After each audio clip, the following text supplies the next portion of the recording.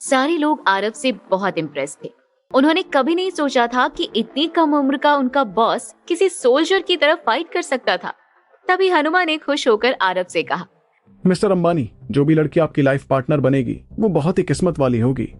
उसकी बात सुनकर अचानक आरव को खांसी आ गई और फिर 4-5 सेकंड का पॉज लेने के बाद वो बोला, actually Hanuma, I am already married. In fact मेरी वाइफ प्रेग्नेंट भी है। उसकी बात सुनकर एक बार के लिए तो सब हैरान रह गए, क्योंकि किसी ने एक्सपेक्ट नहीं किया था कि आरव शादीशुदा भी हो सकता था। कांग्रेचुलेशंस मिस्टर अंबानी, ये तो बहुत ही खुशी की बात है कि आपकी वाइफ प्रेग्नेंट है। तो क्या हम जान सकते हैं कि आप कब फादर बन रहे हैं? मेरी वाइफ अभी 6 मंथ की प्रेग्नेंट है। हनुमा को अब और सरप्राइज हुआ। क्या मतलब आप 3 महीने बाद फादर बन जाएंगे? क्या बात है mister Ambani, I am so happy. तभी कार में बैठे दूसरे मेंबर ने पूछा, मिस्टर अंबानी, तो क्या आपकी वाइफ भी आपके साथ यहीं रहती है? आरव को ये सारे सवाल कुछ खास पसंद तो नहीं आ रहे थे, लेकिन वो बाकी लोगों की क्यूरियोसिटी समझ रहा था। नहीं, एक्चुअली हम साथ में नहीं रहते। अभी फिलहाल वो अपने माँ बाप के पास मनाली में है। लेकिन मिस्टर अंबानी, ऐसी सिचुएशन में अपनी वाइफ से दूर रहना टफ नहीं होता होगा? क्योंकि जल्दी आप लोग पेरेंट्स बनने वाले हैं। तभी एक और मेंबर ने, जो कि शायद एज में हनुमा से बड़ा था, उसने हनुमा की टांग खींचते हुए कहा, हनुमा, तुम्हें कहाँ पता कि मैरिड लाइफ क्या होती है? तुम तो ठहरे कुंवारे, और वो मिस्टर अंबानी है, उन्हें किस चीज की टेंशन है?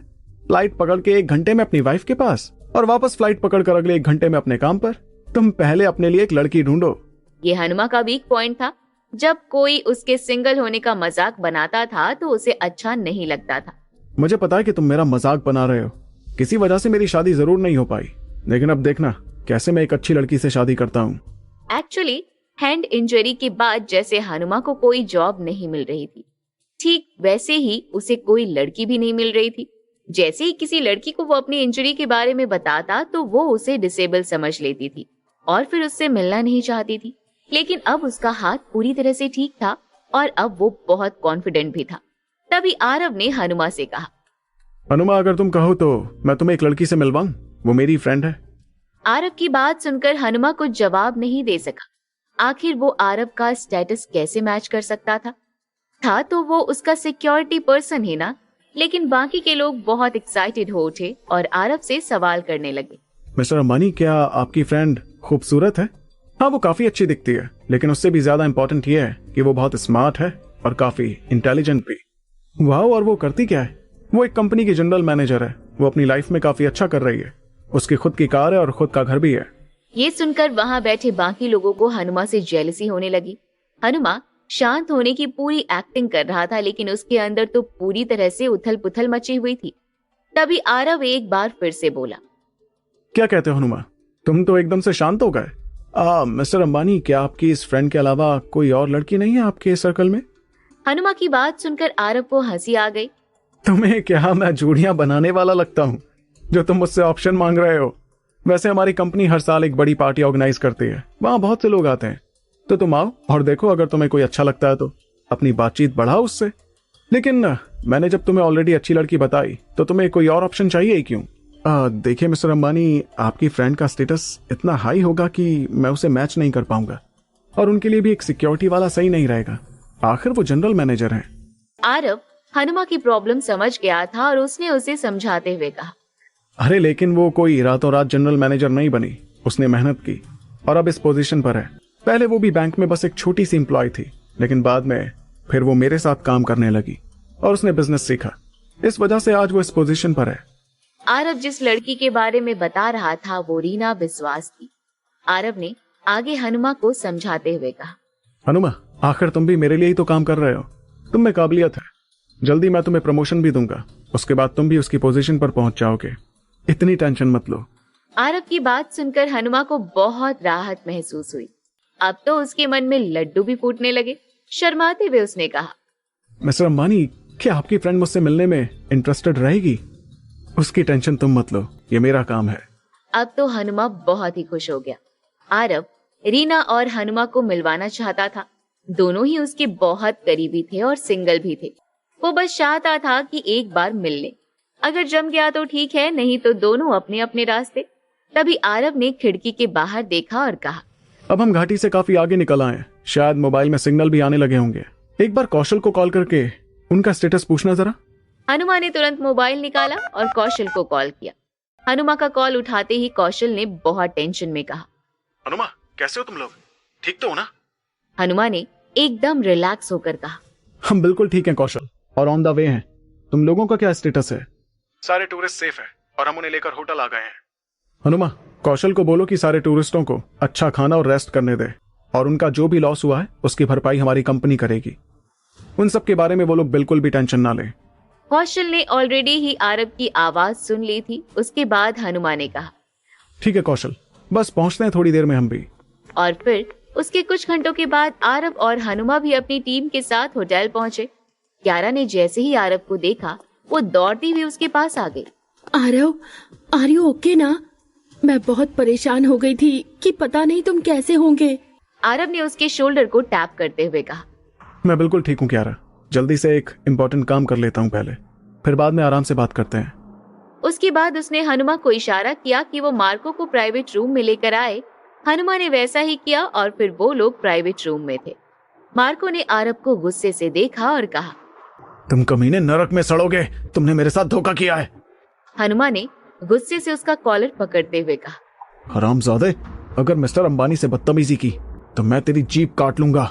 नहीं हनुमा, ऐसा बिल्कुल मत करना, अभी ये उसी जीप से बहुत कुछ उगलेगा। उसके बाद आरव ने क्यारा को कॉल करके रैक्सी, डीके और डॉक्टर सीजी को बुलाया। वो तीनों अंदर आए और अंदर आते ही रैक्सी ने कहा, हेलो मिस्टर अंबानी, कैसे याद किया आपने?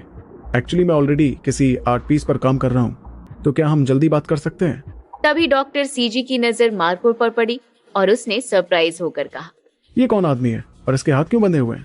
आप लोगों ने इसे किडनैप कर रखा है क्या? ये उन किडनैपर्स का लीडर है जिन्होंने हमारे टूरिस्टों को किडनैप किया था। अब मुझे इससे कुछ बातें उगलवानी है। डॉक्टर सीजी, इसमें मुझे आपकी हेल्प चाहिए। सीजी ने आरव की बात पर हैरानी जताते हुए कहा, क्या? मैं समझा नहीं, एक किडनैपर को इन्वेस्टिगेट करने में भला एक डॉक्टर क्या हेल्प कर सकता है?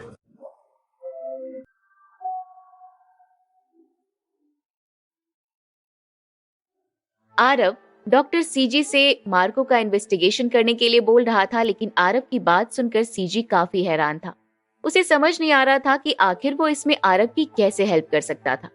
जहां तक मुझे याद है कि आप एक साइकोलॉजिस्ट हो और किसी को भी हिप्नोटाइज करना आपके लिए कोई बड़ी बात नहीं है। अब तो सीजी को और भी ज्यादा शौक हुआ। ऐसा नहीं था कि इससे पहले उसने कभी किसी को हिप्नोटाइज नहीं किया था। ऑफ कोर्स किया था, लेकिन वो पेशेंट को ट्रीट करने के लिए था। डॉक्टर, अगर तुम इस सिचुएशन को ध्यान से देखोगे तो समझ जाओगे कि तुम्हारा काम कितना इम्पोर्टेंट है। सीजी ने आरव की बात को ध्यान से सुना और फिर वो राजी हो गया। उसने कभी किसी से कुछ उगलवाने के लिए ऐसा कभी नहीं किया था, इसलिए उसके अंदर एक एक्साइटमेंट भी था। फिर उसने मार्को को ध्यान से देखा और आगे बढ़ते हुए उसके करीब गया। हेलो, मैं हूँ डॉक्टर सीजी। अगर तुम मेरे काम में कोऑपरेट करोगे तो तुम्हारे लिए बहुत आसानी होगी। मार्को ने उसके फेस पर थूक दिया और गुस्से में बोला, मैं तुम्हें मार डालूंगा अगर तुम मेरे करीब भी आए तो। क्या तुम्हें मेरी बात समझ में आ रही है? सीजी ने अपनी जेब से रुमाल निकाली और अपने फेस को पोंछा। उसके बाद वो मार्को के सामने रखी चेयर पर बैठ गया और मुस्कुराते हुए बोला, अच्छा किया तुमने मेरे फेस पर थूक कर। वैसे भी मुझे सफाई करने का बहुत शौक है। एज अ डॉक्टर मैं पेशेंट के खराब बॉडी पार्ट्स की भी सफाई करता हूँ। उसके बाद डॉक्टर ने अपनी दूसरी जेब से एक चाकू निकाला और बोला, तो मैं तुम्हें बता दूं कि मैं एक साइकोलॉजिस्ट होने के साथ साथ सर्जरी में भी एक्सपर्ट हूँ। आज तक मेरे हाथ से किसी भी पेशेंट की डेथ नहीं हुई है, इसलिए मैं वादा करता हूँ कि तुम्हें दर्द चाहे कितना भी हो, लेकिन तुम मरोगे नहीं। सीजी की बातें सुनकर मार्को ऊपर से लेकर नीचे तक कांप गया। एक मिनट, तुम क्या करने वाले हो मेरे साथ? मैं तुम्हारे सीने की सर्जरी करूंगा और फिर मैं तुम्हें तुम्हारा दिल दिखाऊंगा। आधे घंटे बाद तुम अपनी आंखों से अपनी हार्ट बीट देख सकोगे। अब सिर्फ मार्को ही नहीं, बल्कि वहां खड़ा हर शख्स सीजी की बातों से डर रहा था। क्यारा ने जैसे ही सुना कि बॉडी पार्ट्स की काट छांट होने वाली है, तो उसे वॉमिट जैसा फील होने लगा और वो दौड़ते हुए वहां से भाग गई। यहाँ तक कि डीके और रैक्सी का भी बुरा हाल था। सीजी आज तक उन्हें काफी डिसेंट लगता आया था। उन्होंने कभी सपने में भी नहीं सोचा था कि सीजी इतना निर्दयी भी हो सकता था। उन्हें भी वहां बहुत अनकंफर्टेबल फील होने लगा और वो दोनों वहां से भागना चाहते थे। गेट की तरफ मुड़ते हुए डीके ने कहा, मिस्टर अंबानी, मैं तो बस एक हैकर हूँ। इंटेरोगेशन वगैरह से मेरा क्या लेना देना, इसलिए मैं यहाँ से बाहर जाता हूँ। आप लोग आराम से अपना काम करिए। उसे वहां से जाते देख रैक्सी ने भी कहा, मिस्टर अंबानी, मैं दिल का मरीज हूँ और ये सब मैं अपनी आंखों से नहीं देख पाऊंगा। वैसे भी मैं तो बस एक आर्टिस्ट हूँ, मेरा भी यहाँ रहने का कोई मतलब नहीं। रेक्सी भी डीके के साथ रूम से बाहर जाने लगे, लेकिन तभी आरव ने उन दोनों को रोकते हुए कहा, एक मिनट, आप दोनों यहीं रुको, मुझे आप दोनों की भी थोड़ी देर में जरूरत पड़ेगी। उन दोनों के कदम गेट तक पहुंचने से पहले ही रुक गए और वो दोनों एक दूसरे को देखने लगे। मुझे भी आप दोनों की जरूरत पड़ेगी। मैं बिना एनेस्थीसिया दिए ही इसकी सर्जरी करने वाला हूँ, इसलिए इसे काफी दर्द होगा। तो प्लीज आप दोनों इसके हाथ और गर्दन अच्छी तरह पकड़कर खड़े हो जाओ, ताकि ये मेरे काम में किसी तरह के रुकावट न डाल सके। सीजी की बातें सुनकर मार्को का बुरा हाल था। डर के कारण उसकी पूरी बॉडी पसीने छोड़ रही थी। तुम इंसान नहीं हैवान हो, किसी के साथ ऐसा करने की तुम सोच भी कैसे सकते हो?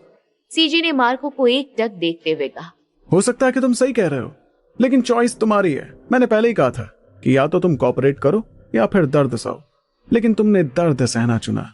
जब मार्को ने देखा कि चाकू लेकर सीजी अपने प्रोसेस में आगे बढ़ने ही वाला था, तो उसने कांपते हुए कहा, मैं कॉपरेट करने को तैयार हूँ। बोलो तुम मुझसे क्या चाहते हो? ऐसा क्या है जिसमें मैं तुम्हारी हेल्प कर सकता हूँ? अब सीजी के फेस पर एक प्यारी सी मुस्कान आ गई और अंदर से उसे खुद पर प्राउड फील हुआ। उसके बाद उसने एक स्मूथ सा म्यूजिक ऑन कर दिया जिसे मार्को सुनने लगा। एक्चुअली किसी ऐसे इंसान को हिप्नोटाइज करना बहुत ही मुश्किल काम है जो या तो बहुत फोकस्ड हो या फिर बहुत स्ट्रेस में हो, इसलिए सीजी रिलैक्सिंग म्यूजिक चलाकर मार्को को शांत करना चाहता था। जब मार्को अंदर से थोड़ा शांत हुआ तो फिर उसने मार्को को कुछ फोटोज दिखाए। ये हिप्नोटाइज करने का ही प्रोसेस था। लगभग 10 मिनट बाद मार्को पूरी तरह से हिप्नोटाइज हो गया। तभी सीजी आरव की तरफ आया और बोला, अब ये पूरी तरह से हिप्नोटाइज हो चुका है, आप इससे जो चाहे पूछ सकते हैं, ये सब कुछ सच सच बताएगा। हनुमा ने एक बार ध्यान से मार्को को देखा। उसे बिलीव ही नहीं हो रहा था कि किसी को इतनी जल्दी भी हिप्नोटाइज किया जा सकता था।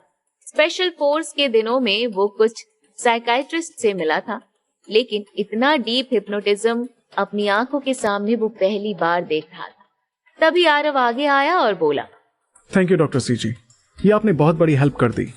उसके बाद वो मार्को के पास गया। आरव मार्को से सवाल पूछकर ये क्रॉस चेक करना चाहता था कि उसने सही इंफॉर्मेशन दी थी या नहीं। आरव ने मार्को की आंखों में देखा। उसकी आंखें देखकर पता लग रहा था कि जैसे वो पूरी तरह से अपने सेंसेस में नहीं था। आरव उसके सामने वाली चेयर पर बैठा और बोला, बताओ तुम्हें उन टूरिस्टों को किडनैप करने के लिए किसने कहा था? मुझे किडनैपिंग का ऑर्डर लकी दुग्गल ने दिया था। मार्को को बोलते हुए देखकर ऐसा लग रहा था जैसे वो इंसान नहीं बल्कि रोबोट हो। आरव ने अगला सवाल पूछा, और लकी दुग्गल ने किसके कहने पर ऐसा किया? क्या तुम ये बता सकते हो? नहीं, लकी ने मुझे ऐसा कुछ नहीं बताया था। और ये लकी दुग्गल क्या करता है? लकी दुग्गल एक स्मगलर है और वो हथियार सप्लाई करता है। पूरे वर्ल्ड में उसके क्लाइंट्स हैं। मैं बस इतना ही जानता हूँ। लकी दुग्गल की लोकेशन के बारे में कुछ जानते हो? उसकी लोकेशन के बारे में मैं कुछ नहीं जानता। वो बार बार अपनी लोकेशन बदलता रहता है। हमारा कांटेक्ट सिर्फ मेल पर ही होता है। ठीक है, तो अपनी और उसकी ईमेल आईडी बताओ मुझे।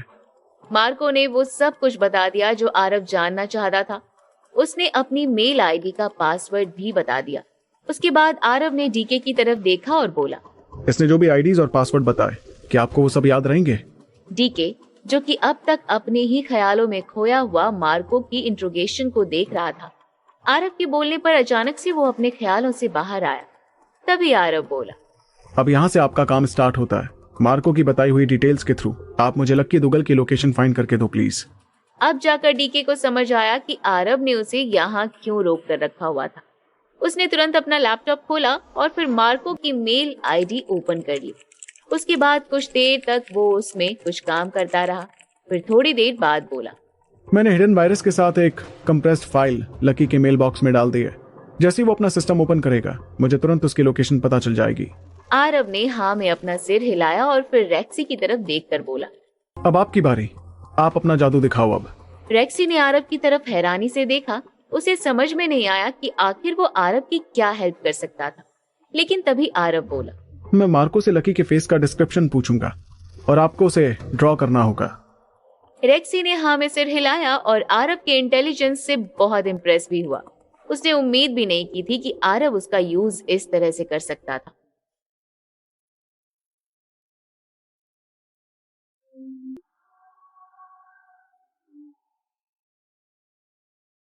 As an artist Aarav Rexy की बहुत रेस्पेक्ट करता था, तभी उसने रेक्सी को फंड भी किया था। जब रेक्सी पहली बार मिला था तो उसने आरव का पोर्ट्रेट भी ड्रॉ किया था। मिस्टर अंबानी, ये मेरे लिए बहुत नॉर्मल काम है, आप निश्चिंत रहिए, मैं इसे बहुत अच्छे से करूंगा। किसी और आर्टिस्ट के लिए ये काम मुश्किल हो सकता था, लेकिन रेक्सी एक ट्रेंड आर्टिस्ट था। उसे पोर्ट्रेट ड्रॉ करने का बहुत एक्सपीरियंस था। उसके एक्सपीरियंस के सामने ये बस एक छोटा सा काम था। उसके बाद आरव हिप्नोटाइज्ड मार्को से लकी दुग्गल के फेस के बारे में सवाल करता गया और इधर उसे डिस्क्रिप्शन को सुनकर रेक्सी उसे ड्रॉ करता गया। लगभग 12 मिनट के बाद उसने एक फेस ड्रॉ कर लिया। उसे देखकर आरव बोला, लेकिन ये कंफर्मेशन कैसे हो कि यही लकी दुग्गल है? ये तो बहुत सिंपल है मिस्टर अंबानी। मैं इस मार्को को होश में लेकर आता हूँ और फिर देखते हैं कि वो इस पोर्ट्रेट पर क्या रिएक्शन देता है। आरव हाँ में अपना सिर हिलाते हुए बोला, हाँ, ये बेस्ट आइडिया है, let's do it. Doctor CG Marco को होश में ले आया। जैसे ही वो होश में आया, आरव वो पोर्ट्रेट हाथ में लेकर उसके सामने खड़ा हुआ ही था कि उसे देखते ही मार्को ने शॉक होकर कहा, तुम्हें लकी का पोर्ट्रेट कहाँ से मिला? अब आरव को कुछ भी करने की जरूरत नहीं पड़ी। उसके बाद वो सारे लोग खुश हो गए।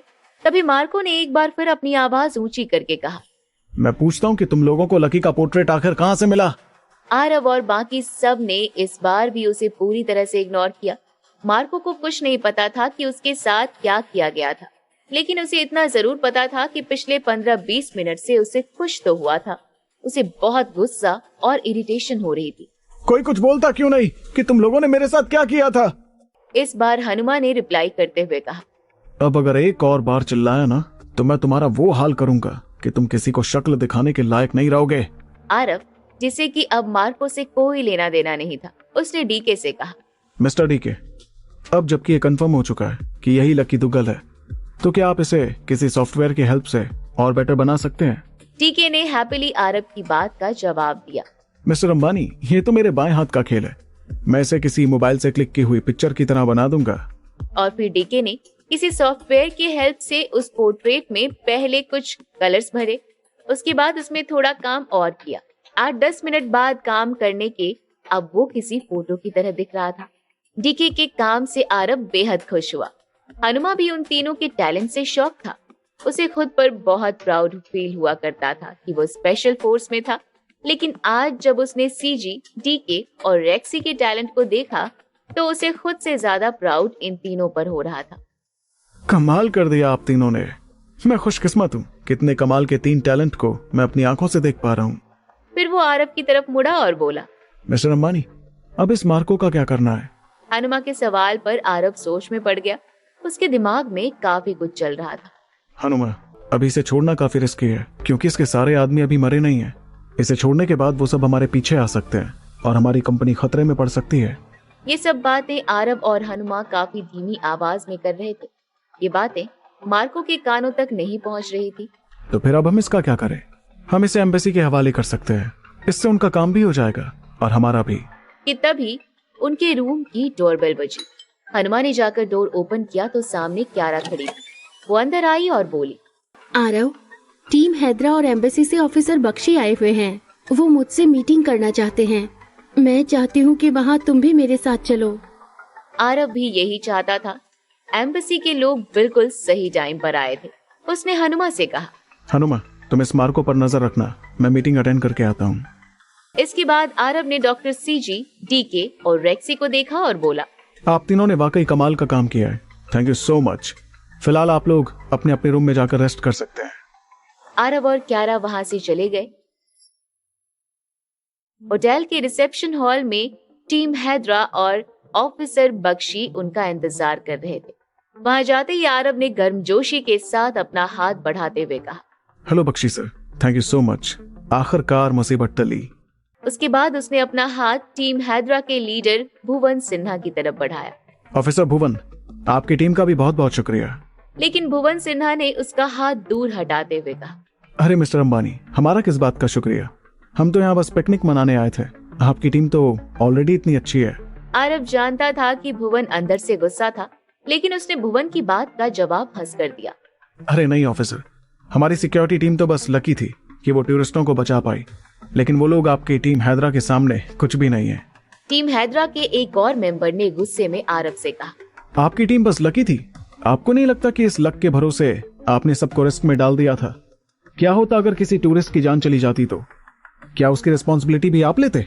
आरव ने एक गहरी सांस ली और खुद को काम रखते हुए कहा। देखिए, आप सब लोगों के गुस्से को मैं समझ सकता हूँ। आखिर आप लोग वर्ल्ड की सबसे बेस्ट स्पेशल टीम हो, लेकिन हमारी सिक्योरिटी आपके आने से पहले ही घाटी के अंदर जा चुकी थी और वहाँ नेटवर्क ना होने की वजह से वो किसी से कांटेक्ट नहीं कर पा रहे थे। टीम हैदरा के सेकंड लीडर जय वर्मा ने कहा। तो मिस्टर अंबानी, आप तो हमें बता सकते थे कि आपकी टीम ऑलरेडी जंगलों के अंदर है, हम उस अकॉर्डिंग अपनी प्लानिंग करते।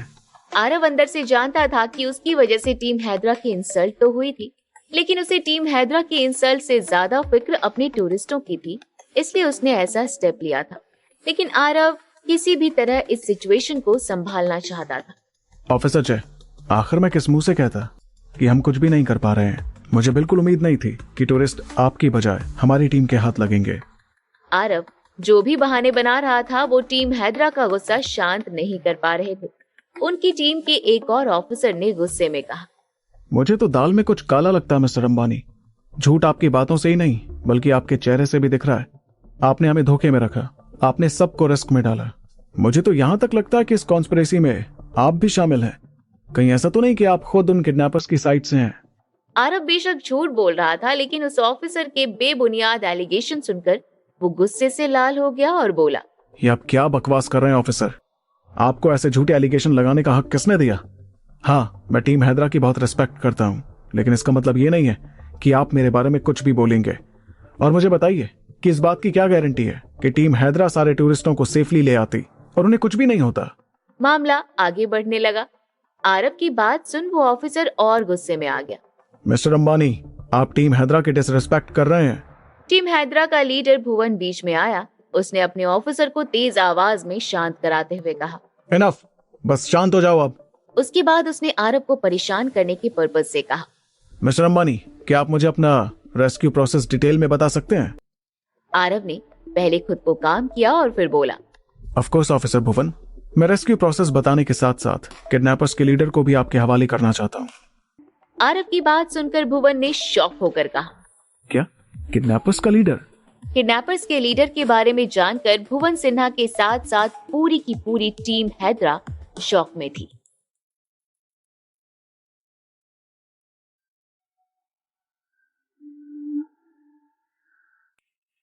टीम हैदरा ने किसी तरह ये तो डाइजेस्ट कर लिया था कि टूरिस्टों को आरव की टीम ने बचाया था, लेकिन उन्होंने ये सपने में भी नहीं सोचा था कि ये लोग किडनैपर्स के लीडर को भी पकड़ सकते थे। किडनैपर्स का लीडर आरव के पास था, ये जानकर तो उन सब के मुंह खुले के खुले रह गए। जय वर्मा ने भी शॉक होकर पूछा। क्या बात कर रहे हैं मिस्टर अंबानी? आपके पास किडनैपर्स का लीडर भी है? हाँ, उन किडनैपर्स का लीडर हमारे पास ही है। कहाँ है वो मिस्टर अंबानी? उसे हमने एक प्राइवेट रूम में बंद कर रखा है। हमारी कंपनी की सिक्योरिटी टीम उस पर नजर रखी हुई है। अब क्योंकि माहौल काफी ठंडा हो गया था तो आरव ने पानी के 2 सिप लिए और फिर बोला। ऑफिसर भुवन और ऑफिसर जय, मुझे आप दोनों से कुछ बात भी करनी है। क्या हम प्राइवेट रूम में चलकर बात कर सकते हैं? भुवन और जय ने एक दूसरे की तरफ देखा।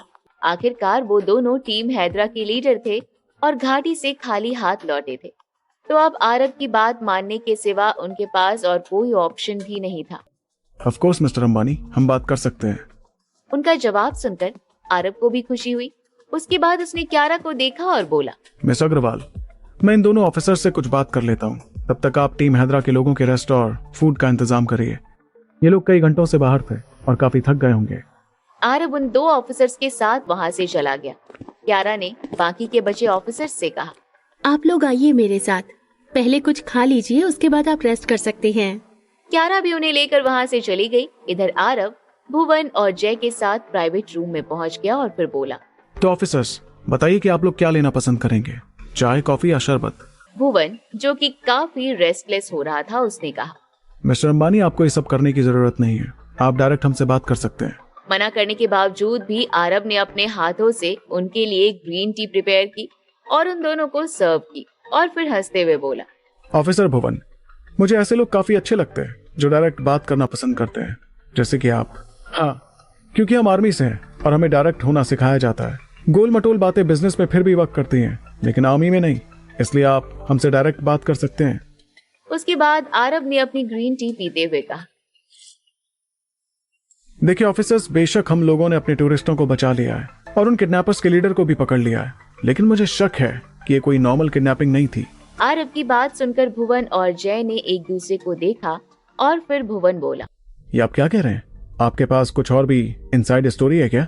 आरव ने हाँ में सिर हिलाते हुए कहा, हाँ, ये मुझे किडनैपर्स के लीडर मार्को से ही पता चला। उसने बताया कि टूरिस्टों को किडनैप करने के लिए उसे किसी लक्की दुग्गल नाम के आदमी ने कहा था और उसे पैसे भी दिए थे। लक्की दुग्गल? कौन है ये लक्की दुग्गल? इसके बारे में तो मुझे भी कुछ नहीं पता। खैर, इसके अलावा मुझे आप लोगों से एक और हेल्प चाहिए। बोलिए मिस्टर अंबानी, आप क्या कहना चाहते हैं? देखिए ऑफिसर्स, इस किडनैपिंग वाले मामले में हमारी कंपनी रंग महल हॉलिडे का काफी नाम खराब हुआ है। मैं चाहता हूं कि एम्बेसी हमारी रेपुटेशन को सही करने में हमारी थोड़ी हेल्प करे। आरव की बात सुनकर वो दोनों ही हैरान हो गए। ये आप कैसी बात कर रहे हैं मिस्टर अंबानी? हमारा लेना देना आर्मी और एम्बेसी से है।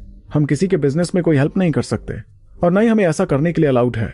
देखिए ऑफिसर्स, आप जो कह रहे हैं वो मैं भी अच्छी तरह से समझ रहा हूं, लेकिन आप इसे मेरे बिजनेस से जोड़कर मत देखिए, बल्कि मेरी सेफ्टी से जोड़कर देखिए।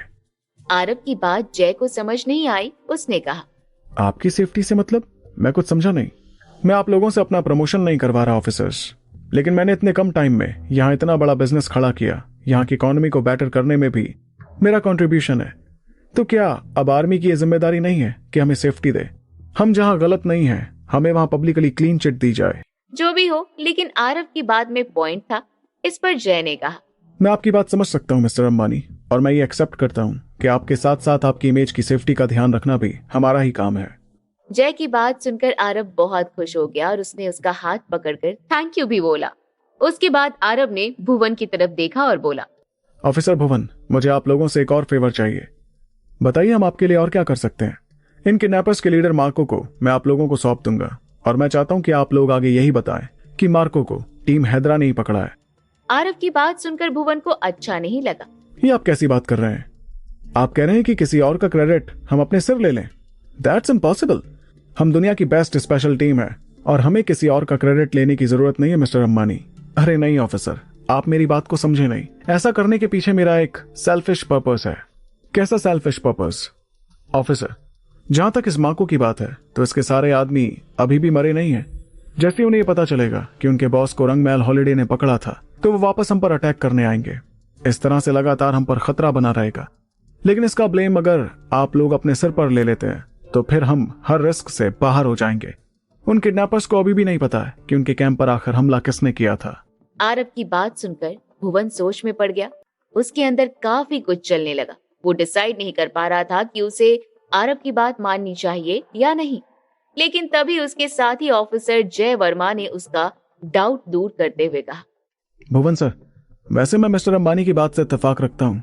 कहीं ना कहीं ये सही कह रहे हैं। ऑफिसर जय, आप तो जानते हैं कि आर्मी में प्राइड कितना इंपॉर्टेंट होता है। कहीं अगर ये बात बाहर आ गई कि मार्को को हमने नहीं बल्कि रंग महल की सिक्योरिटी टीम ने पकड़ा है तो हमारी रेपुटेशन का क्या होगा? लोग हंसेंगे हम पर और कहेंगे कि हमने किसी और का क्रेडिट खाया है। और क्या लोग तब नहीं हंसेंगे जब उन्हें यह पता चलेगा कि दुनिया की बेस्ट टीम घाटी में गई और किडनैपर्स को नहीं पकड़ पाई, बल्कि उनकी जगह होटल की एक छोटी सी सिक्योरिटी टीम ने काम किया है। अगर आप मेरी बात नहीं मानना चाहते तो कोई बात नहीं, मैं अपनी कंपनी क्लोज कर दूंगा और ये अनाउंस कर दूंगा कि टीम हैदरा ने कुछ नहीं किया था, बल्कि रंग महल की सिक्योरिटी ने ही टूरिस्टों को बचाया था। लेकिन हमें सेफ्टी ना मिल पाने की वजह से हम ये बिजनेस अभी के लिए क्लोज कर रहे हैं। आरव की बात सुनकर भुवन के साथ साथ जय भी थोड़ा सा डर गया। उनकी टीम हैदरा बहुत जानी मानी टीम थी। उन्होंने बड़े बड़े मिशन को अंजाम दिया था। अगर ये बात बाहर आ जाती तो उनकी बहुत बदनामी होती। जय ने भुवन को समझाते हुए कहा, सर, मेरा ख्याल है कि हमें मिस्टर अंबानी की बात मान लेनी चाहिए। इससे सारी चीजें सॉल्व हो जाएंगी। अब तक भुवन का मन भी चेंज हो गया था क्योंकि अब वो सारे कॉन्सिक्वेंसेस समझ चुका था। उसने कहा, ठीक है, मुझे भी कोई प्रॉब्लम नहीं, लेकिन सबसे पहले मुझे उस मार्को से मिलवाओ। भुवन की बात सुनकर आरव को काफी अच्छा लगा। ठीक है, आप लोग मेरे साथ आइए। उसके बाद वो भुवन और जय को उस रूम में लेकर गया जहां मार्को था। हनुमा ने जैसे ही भुवन को देखा तो उसने सैल्यूट किया। तुम्हें देखकर ऐसा लग रहा है कि जैसे तुम भी आर्मी से हो। सर, पहले मैं भी स्पेशल फोर्स में था और टीम हैदरा को ज्वाइन करने के लिए मैंने फिजिकल टेस्ट भी दिया था, लेकिन मैं उसमें पास नहीं हो सका। भुवन को इतना एक्सपीरियंस था कि वो देखकर बता देता था कि इस आर्मी वाले में कितना दम होगा। हनुमा की फिजिकल देखकर वो उससे काफी इम्प्रेस हुआ। टीम हैदरा में नहीं हुआ तो उसमें कोई प्रॉब्लम नहीं, लेकिन तुम वैसे भी काफी ट्रेन लगते हो। उसके बाद उसने आरव को देखकर कहा, मिस्टर अंबानी, आपकी टीम में काफी टैलेंटेड लोग हैं।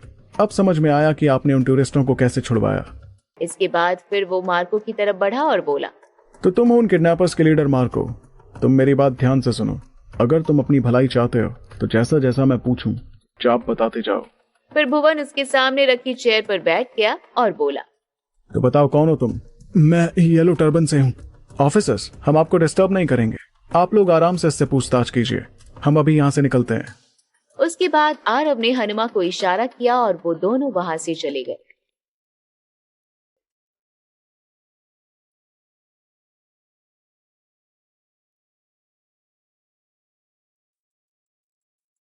आधे घंटे बाद भुवन सिन्हा और जय गेस्ट रूम से बाहर आ गए। हनुमा बाहर ही उनका इंतजार कर रहा था। आपका इंटेरोगेशन खत्म हो गया? ये मार्को एक रिबेल ट्रुप का लीडर है। ये बाकी की ट्रुप्स की मदद करता था, जिससे वो माउंटेन्स में आसानी से छुप पाते थे। इनकी लाइफ बहुत मुश्किल से चल रही है क्योंकि इनका सोर्स ऑफ इनकम कुछ भी नहीं है। ये कह रहा है कि लकी दुगल ने रंग महल हॉलिडे के गेस्ट को किडनैप करने के लिए इसे हायर किया था। जय ये कह रहा था तभी भुवन सिन्हा ने देखा आरव वहां कहीं नहीं था। मिस्टर अंबानी कहाँ है? सर ने मुझे यहाँ आपका वेट करने के लिए कहा और खुद चले गए क्योंकि उन्हें कुछ इंपॉर्टेंट काम निपटाना था। आप बताइए, तो अब मार्को का क्या करना है? मनाली शहर का ऑफिशियल एम्बेसी से होने के कारण जय की रिस्पॉन्सिबिलिटी थी कि वो बाकी स्टेट्स के साथ एक पीसफुल और फ्रेंडली कम्युनिकेशन रख सके, और मार्को का उनके हाथ में आना उसके लिए काफी बेनिफिशियल होने वाला था। वो गवर्नमेंट के सामने एक अच्छा इंप्रेशन और रिकॉग्निशन रख सकता था। मार्को को पकड़ने के लिए आप सबने बहुत मेहनत की है, इसके लिए थैंक यू। आपका कंट्रीब्यूशन बहुत बड़ा है और इसलिए कहते हुए मुझे शर्म आ रही है कि आप इसे हमारे हवाले कर दीजिए। आप ऐसा मत कहिए सर। सर का कहना है कि आपने हमारी कंपनी को बचाया है, तो इसके बदले अगर आपकी रिलेटिव्स या दोस्त यहाँ कश्मीर के इलाके में घूमने आना चाहते हैं तो हमारी कंपनी उनकी पूरी ट्रिप अच्छे प्राइस में अरेंज कर सकती है और उन्हें प्रोटेक्ट करने के लिए हम अपनी जी जान लगा देंगे। इस तरह का इंसिडेंट आगे कभी नहीं होगा। अभी तो यहाँ घूमने का मेरा कोई प्लान नहीं है। हम मार्को को गवर्नमेंट को हैंड ओवर कर देंगे। भुवन सिन्हा, तुम मार्को को लेकर एम्बेसी चले जाओ, लेकिन ये खबर हम किसी को बताएंगे नहीं तो सिचुएशन कंट्रोल करना शायद इजी ना हो। आरव ने हनुमा को पहले से ही इंस्ट्रक्शन दे दिया था कि वो मार्को को जय के हवाले कर दे। उसके बाद उन्हें मार्को के साथ जो करना है वो कर सकते थे। ठीक है ऑफिसर, ठीक है, फिर हम निकलते हैं। जय मुस्कुराते हुए वहां से निकल गया, लेकिन अभी वो बहुत टेंस था। वो सोच रहा था कि इस पूरे मैटर को वो गवर्नमेंट को कैसे रिपोर्ट करेगा। भुवन सिन्हा भी वहां से जाने ही वाला था, लेकिन फिर वो रुक गया। क्या आप अभी भी हमारे साथ देश की सेवा करना चाहते हैं? हनुमा हैरान हो गया। भुवन सिन्हा की बात से साफ पता लग रहा था कि वो उसे हायर करना चाहता था। हैदरा जैसे टॉप स्पेशल फोर्स की टीम को ज्वाइन करना किसी भी सोल्जर का सपना होता है। भुवन सिन्हा, मैं एक सोल्जर हूँ और जब भी हमारे देश पर कोई संकट आएगा तो मैं वहां सबसे पहले खड़ा मिलूंगा। लेकिन अब जब मैं ऑलरेडी रिटायर्ड हो चुका हूँ तो मैं एक नॉर्मल लाइफ जीना चाहता हूँ। भुवन सिन्हा ने हाँ में सिर हिला दिया। अच्छा, वैसे मुझे ऐसा क्यों लग रहा है जैसे रंग महल हॉलिडे का मालिक क्यारा अग्रवाल कम और आरव अंबानी ज्यादा है? क्या ये सच है? भुवन सिन्हा मालिक तो क्यारा अग्रवाल ही है, इसमें कोई शक नहीं है। हनुमा की बात सुनकर भुवन सिन्हा ने आगे कोई सवाल नहीं किया। आप मिस्टर अंबानी से थैंक यू जरूर कहना। उन्होंने हमें मार्को जैसा गैंग लीडर तोहफे में दिया है। हालांकि अभी उसके लीडर लक्की दुगल का कुछ पता नहीं चल पाया है और आई थिंक उसे ढूंढना बहुत मुश्किल भी होगा। ठीक है, मैं सर को इन्फॉर्म कर दूंगा। भुवन सिन्हा वहां से निकल गया। टीम हैदरा का लीडर होने की वजह से वो हमेशा से बहुत प्राउड फील करता था, लेकिन इस बार मार्को के पास उनकी टीम से पहले आरव की टीम पहुंच गई थी और ये उसके लिए एक शर्मनाक वाली बात थी। एक रियल वॉरियर को खुद की एबिलिटी से अपना नाम मिले तो उसकी बात ही कुछ और होती है, लेकिन यहाँ तो। उनके जाने के बाद आरव गेस्ट रूम के पीछे से निकला। उसने अभी खुद को जानबूझकर छुपाया था ताकि भुवन सिन्हा और जय उसे देखकर ऑकवर्ड फील ना करें। आरव सर, अब तो सब कुछ सेटल हो गया है, तो क्या हम सारे मेंबर्स को वापस उनके होटल में भेजते हैं? नहीं, उन्हें यहीं रहने दो। हमें लक्की दुग्गल से खुद मिलकर बात करनी होगी। आरव की बात सुनकर हनुमा शॉक्ड हो गया। उसे आरव की करेज को देखकर बहुत प्राउड वाली फीलिंग आने लगी। एक नॉर्मल बिजनेसमैन एक गैंगस्टर के सामने जाना चाहता है। अनबिलीवेबल। लक्की दुग्गल एक बिजनेसमैन था, लेकिन बिजनेस के साथ साथ वो स्मगलिंग और इलीगल बिजनेस में इन्वॉल्व था। उसके अपने आदमी थे और उससे डील करना इतना आसान नहीं था। सर, आई थिंक अब तक लक्की को भी पता चल गया होगा कि मार्को को पकड़ लिया गया है, तो उसके सामने जाना आपके लिए खतरे से खाली नहीं है। लकी के पीछे जरूर किसी ना किसी का हाथ है और मुझे इसका पता करना ही होगा।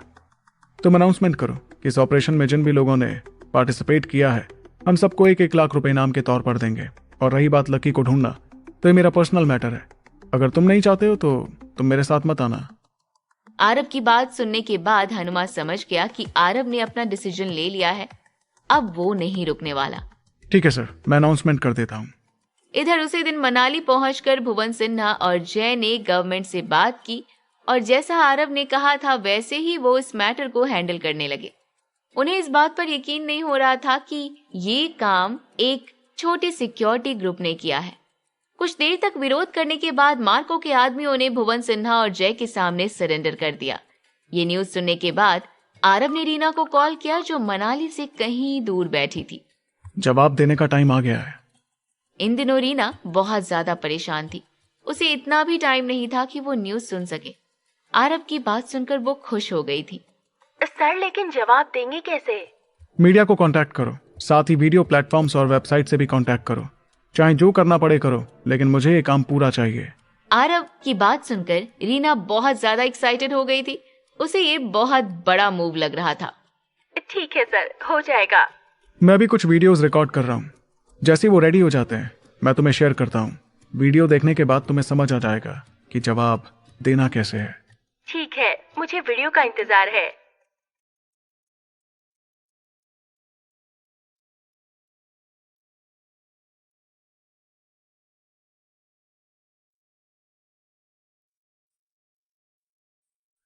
मैं जय वर्मा, मनाली एम्बेसी का ऑफिशियल बोल रहा हूँ।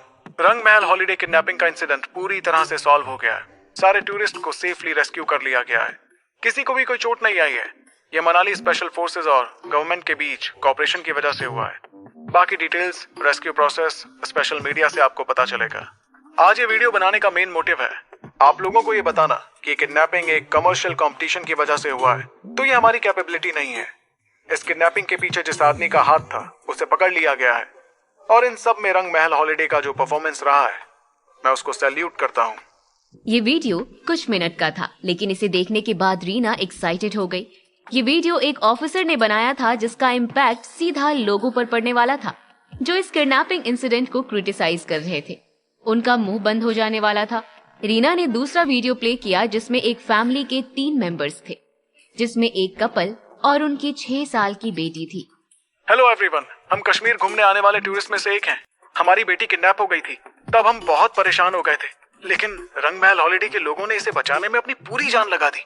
उन्होंने हमसे प्रॉमिस किया कि वो हमारी बच्ची को कुछ नहीं होने देंगे, और वैसा ही हुआ। उन्होंने उसे बचा लिया। इनफैक्ट इन्होंने मनाली के एम्बेसी से भी कोऑपरेट कर लिया। अपने डैड की बात सुनते हुए उनकी 6 साल की बेटी बोली, एक अंकल ने मुझे बचाया। वो बहुत स्ट्रॉन्ग थे और उन्होंने कुछ मिनट में ही उस बैड गाय को जमीन पर गिरा दिया। लेकिन उन्होंने मुझसे प्रॉमिस किया था कि वो मेरा स्मार्ट वॉच भी ढूंढ देंगे, लेकिन वो फेल हो गए। उस बच्ची की बात सुनकर मिस्टी माउंटेन होटल की एक एम्प्लॉय अपने हाथ में गिफ्ट बॉक्स लेकर उसके पास आई और उसे वो बॉक्स थमा दिया। I am sorry little angel, हमें अभी तक आपका स्मार्ट वॉच नहीं मिला है, लेकिन आपके उस अंकल ने ये गिफ्ट आपके लिए भेजा है। आई होप कि आपको ये पसंद आएगा। उस बच्ची ने इमीडिएटली उस बॉक्स को लिया और उसे खोलने लगी। उसकी आंखें चमक उठी। वाओ, ये स्मार्ट वॉच तो बहुत सुंदर है। ये स्मार्ट वॉच आरव का फेवरेट था और उसने इसे बच्ची को देने को कहा था। इसकी कीमत उस बच्ची की पुरानी वॉच से कहीं ज्यादा थी। इस वीडियो में और भी टूरिस्ट के इंटरव्यूज चलने लगे। सब लोग किडनैपिंग के पहले का सिनेरियो, किडनैपिंग के दौरान हुई तकलीफ और उसके बाद की सिचुएशन बता रहे थे। सबको अच्छे से पता था कि उन्हें आरव की सिक्योरिटी टीम ने बचाया है, ना कि हैदरा टीम ने। आरव ने उन टूरिस्ट को कुछ अच्छा खासा कॉम्पनसेशन भी दिया था। उनकी केयर और सर्विस से सारे टूरिस्ट खुश थे। ये वीडियो देखने के बाद रीना की आंखों में आंसू आ गए। थर्ड वीडियो में क्या है? रीना ने अपने आंसू को पोंछते हुए वो वीडियो प्ले किया। ये वीडियो कश्मीर गवर्नमेंट के किसी ऑफिसर ने लिया था और उसमें कश्मीर और मनाली के बीच की फ्रेंडशिप के बारे में बातें हो रही थी। मनाली हमारा फ्रेंड स्टेट है और मनाली के लोगों का हमारे यहाँ पर हमेशा स्वागत है। हम प्रॉमिस करते हैं इस बार जो हुआ वो आगे कभी नहीं होगा। ये तीनों वीडियोस में ऑफिशियल, इंडिविजुअल और स्टेट्स हर पर्सपेक्टिव एडेड था। ये वीडियो लाइव होने के बाद इसका सेंसेशनल इफेक्ट तो खतरनाक होगा। रीना ने अपनी सेक्रेटरी को कॉल किया। पब्लिक रिलेशंस मैनेजर को मेरे ऑफिस में भेजो। कुछ देर में ही पब्लिक रिलेशन मैनेजर रीना के ऑफिस में आ गया। रीना ने तीनों वीडियो को अपने ड्राइव में कॉपी किया। इन वीडियो को news media, short video platforms, websites और स्ट्रीमर के पास इमीडिएटली भेजो। ठीक है मैम। ये वीडियो इंटरनेट पर तहलका मचा दे, इसके लिए रीना ने अपने सारे पैसे इसमें इन्वेस्ट करने का डिसाइड किया।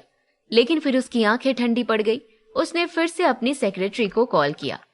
लीगल मैनेजर को मेरे कैबिन में आने को कहो। कुछ देर बाद लीगल मैनेजर ऑफिस में आ गया। क्या करना है मैडम? तुम्हें उन स्ट्रीमर के खिलाफ इमीडिएटली कड़ा एक्शन लेना है जिन लोगों ने फिनिक्स एंटरटेनमेंट कंपनी और रंग महल हॉलिडे को बदनाम करने की कोशिश की है। मैं चाहती हूँ कि उन्हें उनके किए की सजा मिले। लीगल मैनेजर थोड़ी देर के लिए हैरान हो गया। मैम आपने तो कहा था कि हमें बस चुपचाप ये सब ऑब्जर्व करना है। बहुत हुआ ऑब्जर्वेशन, अब टाइम आ गया है कि उनकी रेपुटेशन को उन्हें जवाब मिले। वो तीनों वीडियोस उसी दिन मीडिया प्लेटफॉर्म्स, ऑफिशियल अकाउंट्स और लाइव प्लेटफॉर्म्स पर फैलने लगी। एक ही दिन में पूरे इंटरनेट का एटमॉस्फेयर चेंज हो गया था। आरब की कंपनी को गालियां पड़नी बंद हो गई। सब उनकी तारीफ कर रहे थे। रीना ने इस काम के लिए बहुत से लोगों को हायर किया था। हम हर एक टूरिस्ट की सेफ्टी की जिम्मेदारी लेते हैं। हमारा ओरिजिनल इंटेंशन है कि टूरिस्ट एक अच्छा क्वालिटी टाइम एंजॉय कर पाए। रंग महल हॉलीडे ब्रांच ने मीडिया प्रमोशन के बाद सेकंड न्यूज अनाउंस किया, जिसमें था कि वो दूसरे रूट्स में भी ट्रैवल चेन डेवलप करने वाले हैं। ये इस स्कैंडल के बाद एक अपॉर्चुनिटी थी जो रंग महल हॉलीडे के बिजनेस को बढ़ाने में बहुत हेल्प करने वाली थी। जहां आरव, क्यारा और उनके साथी खुश थे, वहीं विहान के होश उड़ गए थे। इतना सब कुछ करने के बाद भी सब कुछ उसके हाथ से निकल रहा था। ये न्यूज देखकर वो गुस्से से लाल हो गया। ये नकारा आरव, इसे तो कोई फर्क नहीं पड़ा, उल्टा ये तो और ज्यादा पावरफुल हो गया है। गुस्से में उसने कई ग्लास पानी पी लिया। थोड़ी देर बाद जब वो थोड़ा शांत हुआ, तब उसने कश्मीर रीजन में अपने लोगों को कांटेक्ट किया और उससे रिलेटेड सारे सबूत मिटाने को कहा, ताकि आरव उस तक न पहुंच पाए। लेकिन उसे नहीं पता था कि उसके इस कॉल की वजह से आरव को हेल्प मिल गई थी। जैसे ही लकी के पास उसके एक आदमी का मेल आया, उस पर नजर रख रहे डीके ने तुरंत इस बात की जानकारी आरव को दी। मुझे एक सस्पिशियस मेल दिखा है। मैंने ऑलरेडी लकी का मेल हैक कर लिया है। मैं अब उसके सारे ईमेल हैंडल कर सकता हूँ। ये न्यूज सुनकर आरव के चेहरे पर स्माइल आ गई। ओके, अभी लकी वो कहाँ है? एक मिनट, मैं चेक कर रहा हूँ। लकी का एग्जैक्ट लोकेशन अभी वो जम्मू के बॉर्डर एरिया में है, छोटा सा गांव बहादुरपुर के पास, जहाँ ज्यादातर जंगल एरिया है। आरव की आईब्रोज अप हो गई। जंगल में मतलब लुका छुपी का खेल खेलने में तो ये माहिर होगा, और ये स्मगलिंग में इन्वॉल्व है। मतलब इसके अपने लोग तो जरूर होंगे। वो जब चाहे देश छोड़कर भाग सकता है। वैसे इस गांव का नाम सुना सुना लग रहा है। तभी आरव की आंखें चमक उठी। ये तो हमारी वही जगह है जहां पिछली बार अटैक हुआ था। उस अटैक का इस आदमी से जरूर कोई ना कोई लेना देना है। मुझे इससे मिलकर बात करनी होगी। ठीक है, अभी वहां का एक प्लेन टिकट अरेंज करो। वो जगह आरव की करंट लोकेशन से ज्यादा दूर नहीं था, लेकिन आरव अपने आदमियों के साथ गाड़ी से वहां जाता तो सामने वाले पार्टी अलर्ट हो जाती। आरव ने रुद्री को अपने साथ 20 प्रोफेशनल बॉडीगार्ड्स लाने को कहा, ताकि ये ऑपरेशन स्मूथली हो सके। कुछ घंटे में बहादुरपुर गांव पहुंचकर वो मिस्टी माउंटेन होटल में रुक गए। उनके साथ 12 से ज्यादा लोग बॉर्डर की ओर बढ़ रहे थे।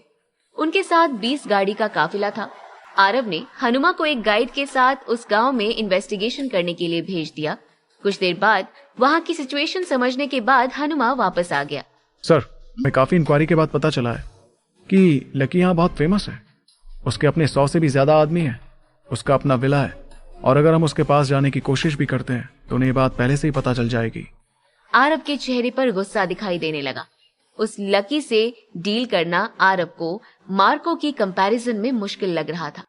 मार्को एक जंगल में कैंप में रहता था और उनकी केयरलेसनेस की वजह से आरव ने उन पर आसानी से अटैक कर दिया था, लेकिन लकी अपने लोगों के साथ अलर्ट मोड में रहता था और उसके विला में घुसना लगभग इम्पॉसिबल था, और अगर वो डायरेक्टली लकी पर अटैक करना चाहते तो वो भी पॉसिबल नहीं था, क्योंकि ना ही तो उनके पास ज्यादा लोग थे और ना ही राइफल्स। तो बिना उसे अलर्ट किए हम उसके पास कैसे जा सकते हैं? सर, मेरे पास एक आइडिया है और शायद बहुत आसान भी है। लकी एक मिडिल मैन है जो प्रॉफिट के लिए इलीगल आइटम्स बेचता है, तो हम उसके क्लाइंट्स बनकर उसके सामने जा सकते हैं। ऐसे में उसे तो हम पर शक भी नहीं होगा। ठीक है, लेकिन हम सब नए लोग हैं, तो हमें देखकर कहीं उसे शक ना हो जाए। हमें यहाँ के किसी लोकल आदमी को ढूंढना होगा। सर, अभी कुछ देर पहले ही हम यहाँ के एक लोकल गुंडे से मिले थे। उसने हमारा कुछ सामान चोरी करने की कोशिश की, लेकिन हमने उसे पकड़ लिया। उसी से हमें लकी के आदमी और विला के बारे में पता चला। वो पहले भी लकी से मिल चुका है और तो और उसने लकी से कुछ इलीगल सामान भी लिया है। हम चाहें तो वो हमारी मदद कर सकता है, लेकिन हमें उसे कुछ पैसे देने होंगे। ठीक है, उस आदमी को यहाँ पर लेकर आओ, मैं उससे बात करता हूँ। ठीक है सर, मैं एक बार फिर से गाँव जाकर उसे लेकर आता हूँ। हनुमा अपने कुछ बॉडीगार्ड्स के साथ वहां से चला गया और कुछ देर बाद वो उस लड़के को लेकर वापस आरव के सामने आ गया। वो एक टीनेजर लड़का था। वो बहुत पतला था और उसके कपड़े कई जगह से फटे हुए थे। आरव ने अपने लोगों को वहां से जाने को कहा। अब वहां सिर्फ आरव, हनुमा और वो लड़का था। तुम्हारा नाम क्या है? मेरा नाम तोता है। क्या? आरव को लगा जैसे उसने कुछ गलत सुन लिया है या फिर सामने वाले का प्रोनाउंसिएशन सही नहीं है। अपना नाम फिर से बोलो। मेरा नाम तोता है। तुम्हें मुझसे क्या चाहिए?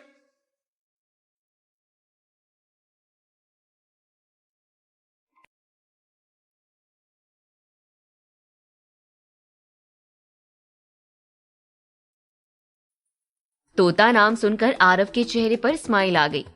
अच्छा नाम है। मैंने सुना है कि तुम लकी को जानते हो, इसलिए मैंने तुम्हें यहाँ बुलाया है। आई थिंक तुम हमारी मदद कर सकते हो। तोता सीना तान कर प्राउडली खड़ा हो गया। मैं लकी को जानता हूँ, वो यहाँ के जाने माने लीडर है। मैं उनका ही आदमी हूँ। अच्छा, मेरे बॉस को कुछ हथियार खरीदने हैं। अगर तुम इस मैटर में मेरी हेल्प करते हो तो तुम्हें भी फायदा होगा। तोता की आंखें चमक उठी। वो एक्साइटेड हो गया। आप मुझे कितना दे सकते हैं? तुम्हें कितना चाहिए? कुछ देर तक सोचने के बाद तोता ने वो अमाउंट बताया जो उसके लिए बड़ा था। मुझे कम से कम 10,000 चाहिए। 10,000 रुपए तो आरव के लिए मामूली रकम थी। ठीक है, मैं तुम्हें एडवांस में 5,000 दूंगा और काम पूरा होने के बाद 10,000। ये पहली बार था जब तोता को इतना अच्छा ऑफर मिला था। तुम्हें क्या मैं बेवकूफ लग रहा हूँ? मैं तुम्हें बेवकूफ बना सकता हूँ, पैसे तो नहीं बना सकते, राइट? आरव ने अपने पास पड़े एक सूटकेस को उठा लिया और उसे ओपन किया। ये वही फिरौती की रकम थी जो वो टूरिस्ट को रेस्क्यू करने में यूज करने वाला था। यहाँ आते हुए आरव ने अपने साथ ये पूरे पैसे लाए थे, क्योंकि उसे लग रहा था कि ये पैसे उसके काम आ सकते थे। तोता ने इतने पैसे एक साथ देखा तो उसकी आंखें किसी बल्ब की तरह चमक उठी। आरव ने कैजुअली एक बंडल उठाया और उसमें से एक गड्डी निकालकर उसका आधा पैसा तोता को दे दिया। ये रहा तुम्हारा डिपॉजिट, इसमें जितना भी एक्स्ट्रा हो वो टिप समझ के रख लेना। तोता ने जल्दी से वो पैसे आरव के हाथों से ले लिए और पैसे गिनने लगा। पैसे गिनने के बाद उसके चेहरे पर और एक्साइटमेंट थी। उसके हाथ में 6,000 थे। Thank you boss. मैं बॉस नहीं हूँ, मैं तो अपने बॉस के लिए काम कर रहा हूँ। और हाँ, तुम ये पैसे लेकर भागने की सोचना भी मत। अगर तुमने मुझे धोखा देने की कोशिश की तो अपनी जिंदगी से हाथ धो बैठोगे। मैं नहीं भागूंगा, तुम परेशान मत हो। मैं भी जाकर लकी को बताता हूँ कि हमारे शहर में एक नया बिजनेसमैन आया है। आरव सामने खड़े हनुमा की तरफ मुड़ गया। इसे कॉन्टैक्ट नंबर दे दो और जाने दो इसे। हनुमा ने उसे अपना कॉन्टैक्ट नंबर दे दिया। उसी दिन लकी के कुछ आदमी आरव के पास आए। मैंने तोता से सुना है कि आपको कुछ हथियार खरीदने हैं। किस तरह के हथियार ढूंढ रहे हो आप? 100 राइफल्स और 100 पिस्तौल्स और 10 लाख बुलेट्स। आपके पास जितने ज्यादा पावरफुल हथियार होंगे, स्पेशल बायोलॉजिकल वेपन्स, हमारे बॉस उतने ज्यादा खुश होंगे। करते क्या हो तुम, और तुम्हें इतने हथियार चाहिए क्यों? आरव ने मिस्टीरियस रहने का प्रिटेंड किया। अरे भाई, तुम्हें नहीं लगता कि तुम कुछ ज्यादा ही सवाल कर रहे हो? हम हथियार खरीद रहे हैं और बदले में तुम्हें पैसे दे रहे हैं। इसके अलावा तुम्हारे पास कोई और सवाल नहीं होना चाहिए, राइट? ठीक है, हम परसों तुम्हें ये सारा सामान पहुंचा देंगे। कहाँ? वो हम तुम्हें बाद में बताएंगे। तुम बस पैसे के साथ तैयार रहना, पैसों की चिंता मत कीजिए। वो आदमी आरव से बात कर वहां से चला गया, लेकिन आरव के चेहरे पर मुस्कुराहट नहीं थी। ये लोग तो हथियार देने के लिए मान गए, फिर आप खुश क्यों नहीं हैं? मैंने जानबूझकर बायोलॉजिकल वेपन्स का जिक्र किया, लेकिन उन्हें देखकर ऐसा लग रहा है शायद लकी के सबऑर्डिनेट्स ही हमसे डील करने वाले हैं। वो आएगा या नहीं ये श्योरिटी नहीं है। हनुमा आरव की बात का मतलब समझ गया। इसका मतलब आपको डर है कि कहीं हथियार देने वाले दिन लकी ना आया तो क्या होगा? हाँ, इस हथियार को लेने का हमारा मोटिव लकी से मिलना है। अगर हम उससे नहीं मिल पाए तो ये हथियार लेने का क्या मतलब रह जाएगा? आरव कुछ देर तक सोच में पड़ गया। लकी कहाँ है ये हमें खुद पता लगाना होगा। अगर हमें उसका फोन नंबर मिल जाए या हम उसे लोकेट कर सकें, क्या ऐसा कुछ हो सकता है? हनुमा कुछ देर तक सोचने लगा। उसके चेहरे पर हिचकिचाहट थी। वो कुछ कहना चाहता था लेकिन कुछ सोचकर रुक गया। उसके एक्सप्रेशन को देखकर आरव इरिटेट हो गया। जो बोलना है डायरेक्ट बोलो ना, इतना हिचकिचाने की क्या जरूरत है? अब मेरे पास एक आइडिया है, लेकिन आई थिंक ये रिस्की है। रिस्क लेने से हम कब से घबराने लगे? तुम आइडिया बताओ। वो लोग हमें हथियार देने के लिए रेडी हो गए, मतलब साफ है कि उन्हें सिर्फ पैसे से मतलब है। हमारी आइडेंटिटी से उन्हें कोई फर्क नहीं पड़ता। तो हम चाहें तो हथियार की डिमांड और बढ़ा सकते हैं। ऐसे में वो अपने ज्यादा से ज्यादा लोगों को हथियार को प्रोटेक्ट करने के लिए भेजेंगे, और तब लकी के आदमी हथियार के साथ होंगे और दूसरी तरफ लकी बस 2-4 बंदों के साथ होगा। हनुमा के चेहरे पर मुस्कुराहट आ गई। ये ऐसा भी हो सकता है कि वो हथियार लेकर बाकी सबके साथ खुद भी आ जाए। तो वो या तो हमें यहां मिल जाएगा या फिर अकेले दूसरी तरफ मिल जाएगा। हमारे पास मौका होगा उससे मिलने का, लेकिन उसे जिंदा पकड़ पाएंगे या नहीं ये कहना मुश्किल है। आरव अपने गाल को रब करने लगा। हनुमा का आइडिया अच्छा था, बट उसमें सच में बहुत ज्यादा रिस्क था। ठीक है, कल हम तोता से मिलते हैं और फिर लकी के पास जाएंगे। तोता से मिलकर हम हथियार बढ़ाने की डिमांड रखेंगे और वहां के अरेंजमेंट, आदमी और बाकी सब चीजों का ऑब्जर्वेशन कर लेंगे। सर आप प्लीज खुद को डेंजर में मत डालिए, ये काम मुझ पर छोड़ दीजिए। तुम्हें ऐसा तो नहीं लग रहा कि मेरे साथ आने से तुम कमजोर पड़ जाओगे? सर मेरा मतलब वो नहीं था। मेरा कंसर्न है कि कहीं उन लोगों ने उन टूरिस्ट के साथ आपको भी किडनैप करने का प्लान ना बनाया हो। अगर ऐसा होगा तो वो लोग पहले से ही आपको जानते होंगे, मतलब उनके पास आपकी फोटो या स्केच तो होगी ही। हनुमा की बात सुनकर आरव थोड़ा परेशान हो गया। अगर लकी ने उसकी फोटो देखी होगी तो ये आरव के लिए एक जाल था। अगर ऐसा है तो तुम हमारे आदमियों के साथ ही वहां जाओगे। हमें हर सिचुएशन के लिए तैयार रहना होगा।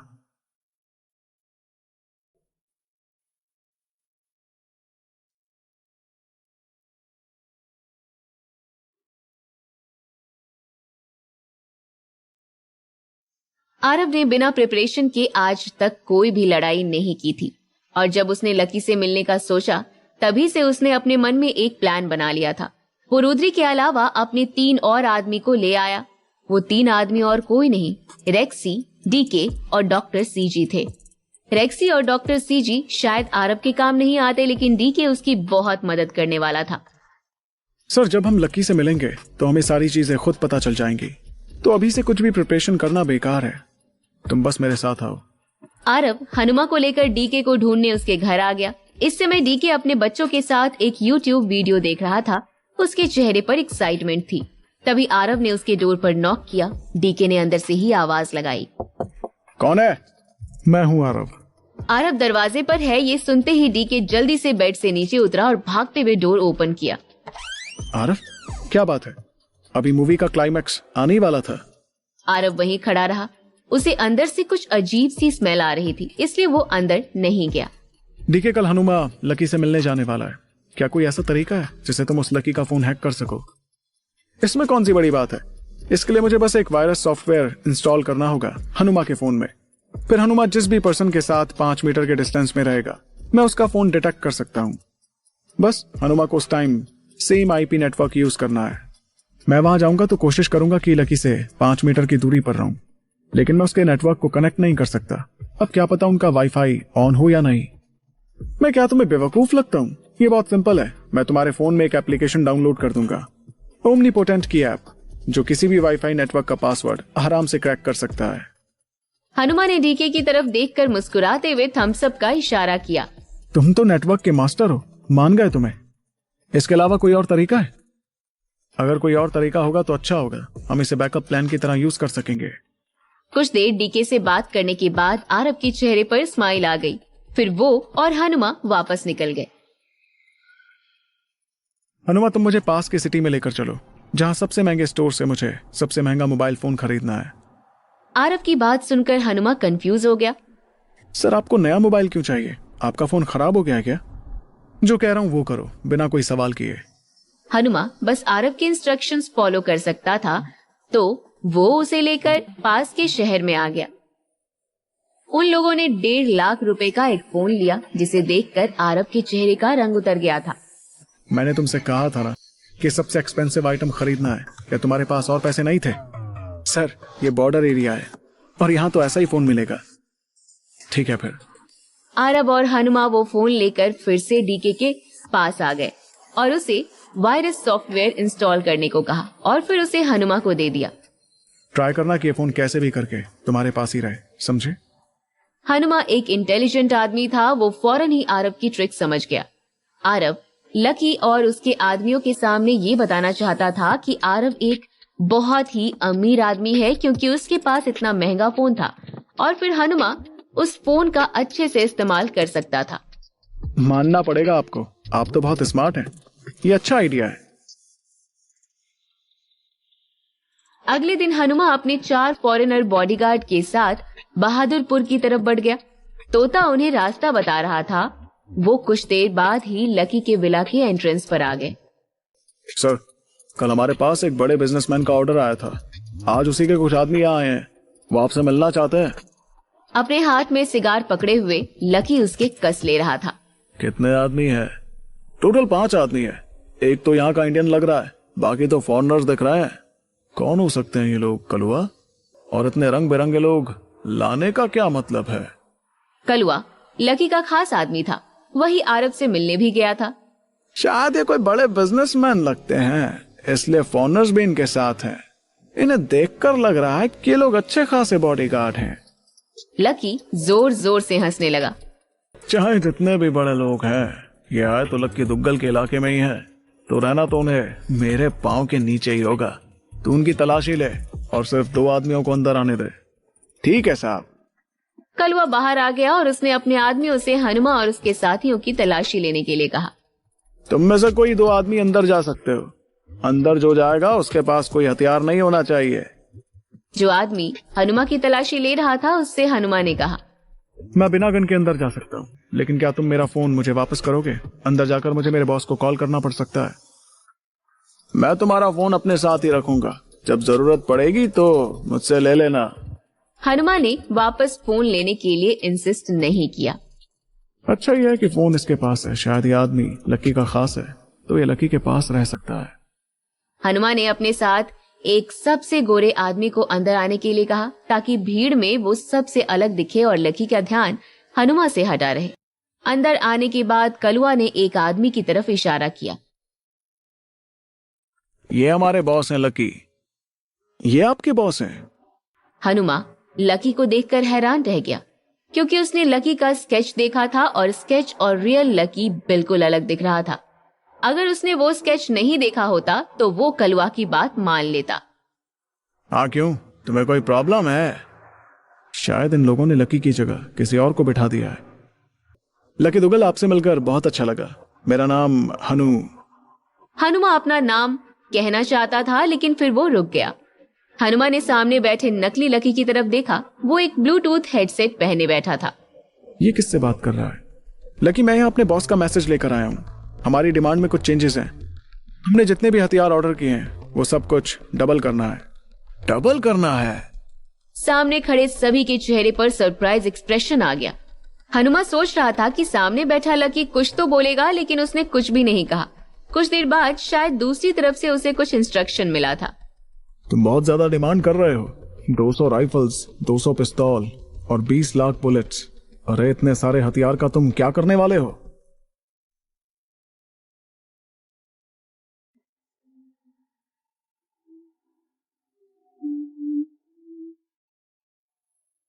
मिस्टर लक्की, हम इसका क्या करेंगे इस बारे में आपको फिक्र करने की जरूरत नहीं है। और वैसे भी हथियार लेने के बदले हम आपको पैसे दे रहे हैं, तो आप बस इतना बताइए कि क्या आप हमें इतने हथियार दे सकते हैं? वो लकी कुछ देर तक फिर साइलेंट हो गया। हाँ मैं दे सकता हूँ, लेकिन इसके लिए हमें और ज्यादा पैसों की जरूरत पड़ेगी और डिलीवरी डेट भी बढ़ जाएगा।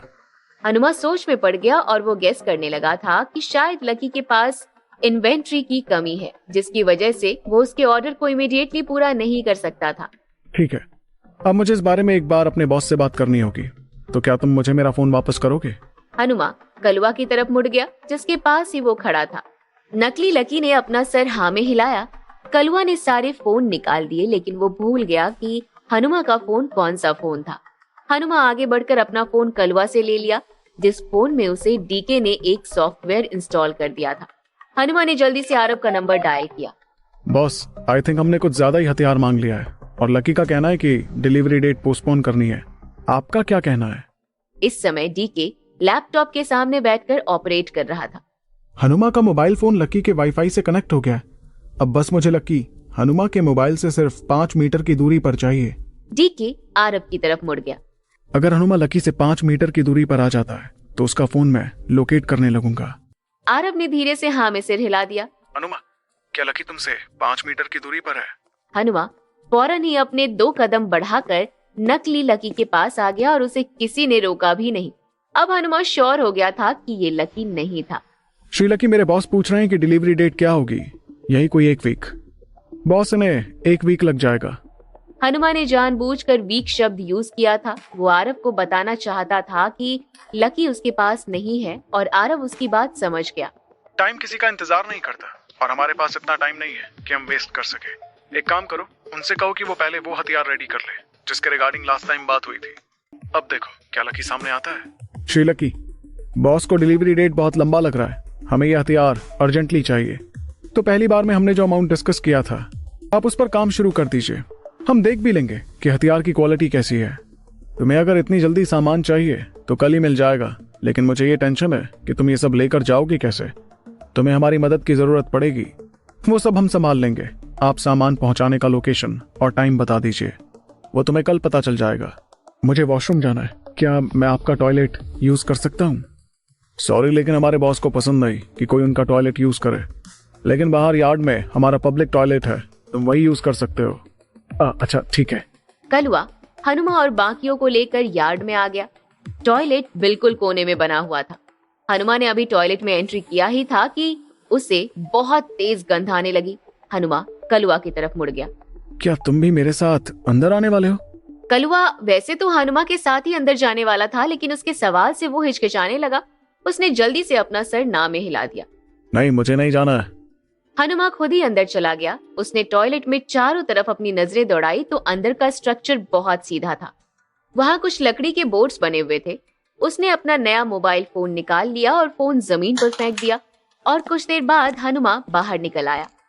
हनुमा वहां से बाहर निकला तो कलवा ने मोबाइल फोन हनुमा को दे दिया, और वो लोग उस विला के यार्ड से निकल गए। जब हनुमा और उसके साथी कार से वहां से निकल गए, तब कलवा टॉयलेट के अंदर चला गया। उसने अपने नाक को कवर किया और अंदर गया। तभी उसे जमीन पर पड़ा उसका फोन मिला। उसने नीचे झुककर हिचकिचाते हुए फोन उठा लिया और अंदर आ गया। तभी रियल लकी स्टडी रूम से बाहर आ रहा था। तू सही कह रहा था कलवा, ये 2 आदमी तो अच्छे ट्रेनिंग के साथ आए थे। दूसरा आदमी तो एक भी शब्द नहीं बोला, लेकिन उसका खड़े होने का अंदाज एक बार भी नहीं बदला। वो पूरे कमरे में इस तरह देख रहा था जैसे यहाँ चीजों को स्कैन कर रहा हो। और ये जो दूसरा आदमी था, तुम्हें सच में लगता है कि ये कोई बिजनेसमैन है? मतलब इतना ज्यादा हथियार ऑर्डर करना पर किसी के बस की बात नहीं है। और वो तोता भी तो कह रहा था कि दूसरी पार्टी के बॉस से वो मिला ही नहीं है, और जिससे उसने बात किया था वो कोई गोरा चिट्टा आदमी है जो लोकल लैंग्वेज भी बोल सकता है। कलवा ने अपने हाथ में पकड़े फोन को लकी की तरफ बढ़ा दिया।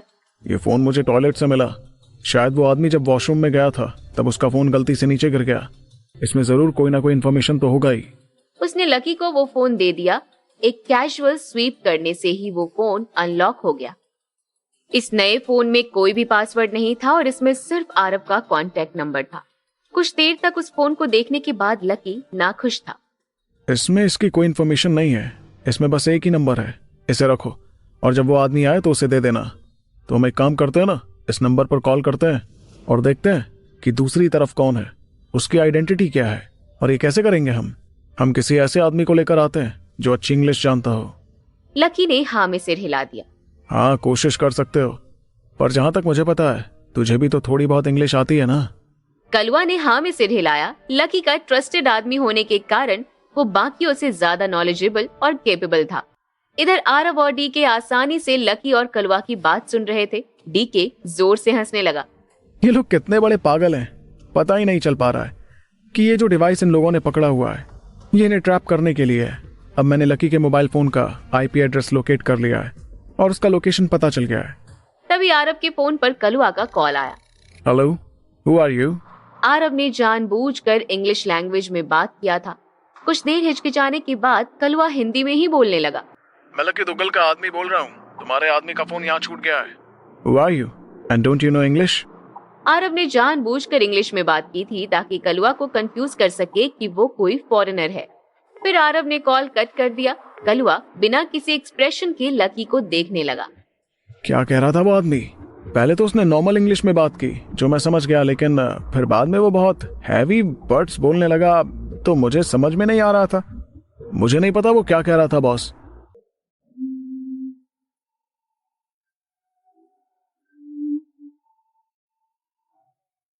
बस वो आदमी मनाली से नहीं होना चाहिए, फिर कोई प्रॉब्लम नहीं होगी।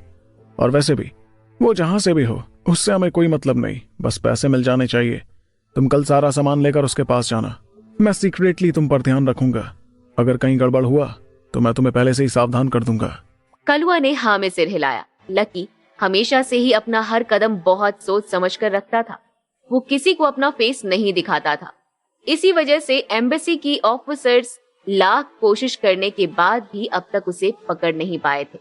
इधर हनुमा अपने साथियों के साथ वापस होटल आ गया।